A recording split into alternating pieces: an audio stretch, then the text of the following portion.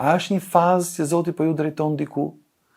Dhe mbaj mend, ne kemi qenë në atë ritritin e fundit të shkollës në Pogradec, së bashku si shkollë, dhe jam çuar shumë herët, dhe jam shkuar buzë liçenit duke lutur Perëndis, Zot, çfarë do ti nga unë?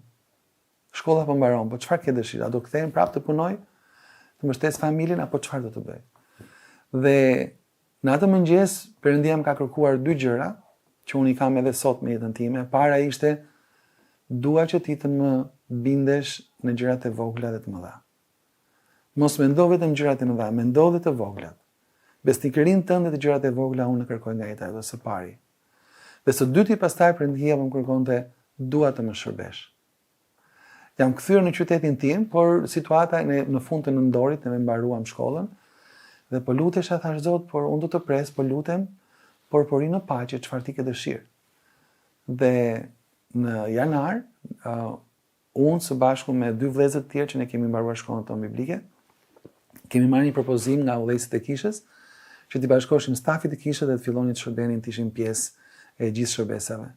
Për mua ishte starti i Zotit, ka qenë janari i 94-s, dhe për mua ka qenë momenti ku vërtet mund të them që me plot gojë dorëzimi total që ti thua unë do të ndjek Zotin dhe do të shërbej atij.